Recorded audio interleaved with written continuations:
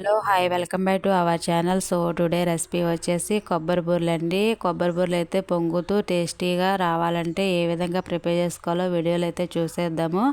So మనం బూరెలు చేసుకోవాలనుకున్న ముందు రోజు అయితే నైట్ వచ్చేసి మనం బియ్యాన్ని అయితే నానబెట్టేసుకోవాలండి. నేను ఇక్కడ వచ్చేసి 5 కేజీల వరకు అయితే బియ్యం తీసేసుకున్నాను.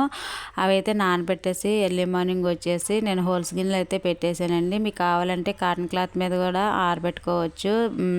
దీనిలోకి వచ్చేసి బెల్లం 3 కేజీలన్నర వరకు అయితే తీసేసుకున్నాను. బెల్లాన్ని కరిగించుకొని ఈ విధంగా వడకట్టుకోవాలండి. నలకలు ఏమైనా ఉంటే సపరేట్ అయిపోతాయి. సో తర్వాత మనం బెల్లాన్ని అయితే పొయ్యి మీద పెట్టేసి బెల్లం పాకం ఈ విధంగా వచ్చిన తర్వాత దానిలో కొబ్బరిని యాడ్ చేసుకోవాలి.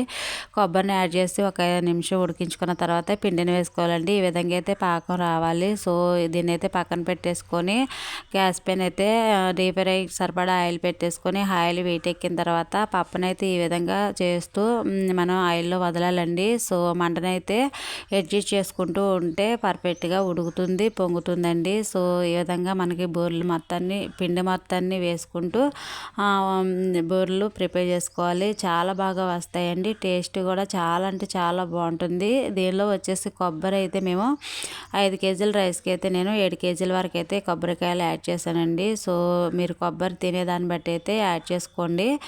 దానిలో ప్రాబ్లం ఏమి లేదు. సో ఈ విధంగా అయితే పిండి మొత్తాన్ని కూడా మనం బూరెలు వేసేసుకోవాలి. టేస్ట్ చాలా అంటే చాలా బాగుంటుంది. మన వీడియో కానీ నచ్చినట్లయితే తప్పకుండా సబ్స్క్రైబ్ చేసుకోండి. అదేవిధంగా వీడియోని లైక్ చేయడం, షేర్ చేయడం మాత్రం మర్చిపోవద్దు. బూరెలు అయితే చాలా అంటే చాలా బాగా వచ్చాయి. సో వీడియోని అయితే తప్పకుండా సబ్స్క్రైబ్ చేయండి.